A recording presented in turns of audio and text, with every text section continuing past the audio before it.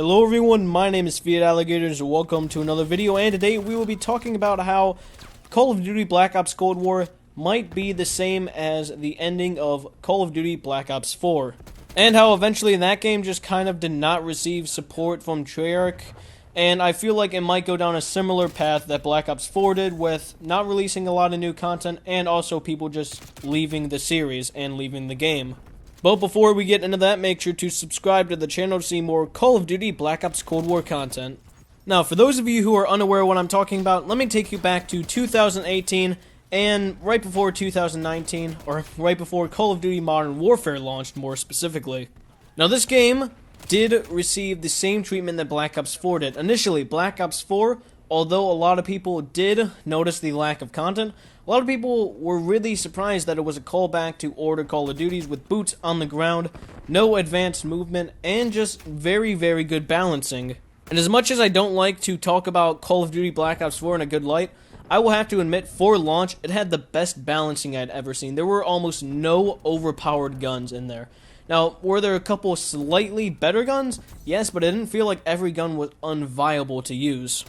And this was the same thing with Call of Duty Black Ops, Cold War, because initially, with the beta, there weren't very good graphics and some of the guns were unbalanced, but when the beta released again, or I don't want to say the alpha, but when the alpha went to the beta, the graphics were improved and the guns were decently balanced, and a lot of people praised it because it was back to the Call of Duty formula that everybody loved. It was a step, I don't want to say a step back, but it kind of was the Call of Duties before Modern Warfare, because Modern Warfare changed a lot of the mechanics of the game.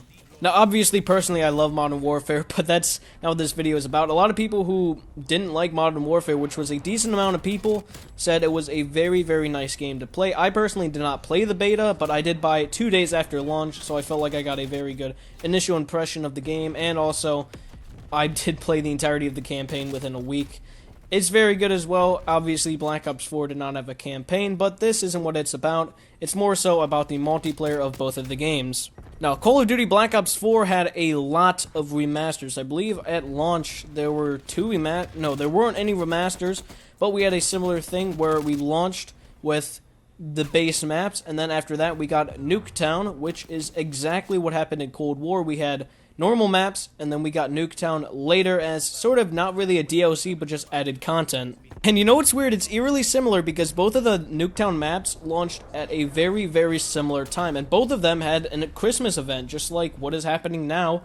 And even though the Christmas event is very unrelated, it's very weird how both games are following a very similar path, almost like Treyarch has intended for the Battle Pass to work very similar to how it did in Black Ops 4, to how it works in Call of Duty Black Ops Cold War. And also, another thing I want to mention is very closely related to Black Ops 4 and Cold War and how they're together, is the Battle Pass. Both of the Battle Passes, although the one for Black Ops Cold War was pushed back, the Battle Pass for Black Ops 4 and Black Ops Cold War are at very, very similar times. Now, I would not doubt that Treyarch is just lazy and is basing their Battle Pass completely off of what they did for Black Ops 4, which was a straight copy of what Fortnite did for their Battle Pass. But, I mean, it's not really a bad idea. I didn't really think there was too much wrong with the Black Ops 4 Battle Pass, other than it was very, very tedious to get new guns. Now that we started talking about the Battle Pass, let's talk about the guns, because Black Ops 4, it wasn't really well received, because I don't really think Treyarch had intended to not make as much money as they did, or make as much money as they wanted to, because they added paid content very quickly. I mean, the writing was on the wall because of the way the Battle Pass was. It was very tedious, and unless you bought tiers, you normally really didn't reach the higher levels that you could with just buying all of it. And the difference between Fortnite Battle Pass and Black Ops 4 Battle Pass was that Fortnite offered no competitive advantages because, of course, it's a Battle Royale. But Black Ops 4 did offer a very good competitive advantage because some of the guns that were added were very good. Now, although there are a lot of signs saying that Activision and Treyarch will not add loot boxes because it has become unfavorable for business, because it actually showed that you normally make more money through Battle Pass instead of loot boxes, just from Modern Warfare and also Fortnite and other games like that. But I wouldn't doubt that they would do the same process they did for Black Ops 4, where if you don't unlock a gun through the Battle Pass, initially from that Battle Pass, you either have to buy it with COD points, and I guarantee it'll be more COD points than you get from the free Battle Pass, or you'll just have to outright buy it with real money. Now, hopefully this does not happen, but I can see the writing on the wall on how this game did not sell as well as they wanted it to.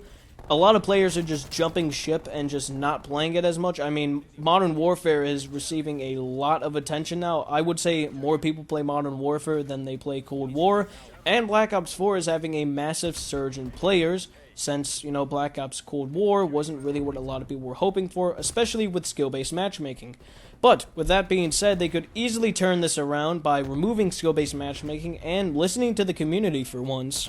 Although it sounds crazy that Activision would even listen to anyone but theirself, it would honestly be in the best interest for making money for them to do so that the game will just last longer, and also it'll make them more money over time. But the one thing I also want to talk about, just very briefly, is zombies. Zombies for this game is amazing, although it did not launch with a lot. I mean, even Black Ops 4 had, I believe, 3 or 4 maps, being Blood of the Dead, 9, and Voyage of Despair, so that was 3 maps. This game only launched with 1, but it launched the 1 map with a lot of content, so I can't really be mad. And also, there's going to be some more modes added before the new year, I'm pretty sure. So we'll just have to see with that. And so with that, we will conclude the video. Make sure to like and subscribe, and comment anything down below, such as what you thought of the video or future video ideas. As always, I will see you all next time.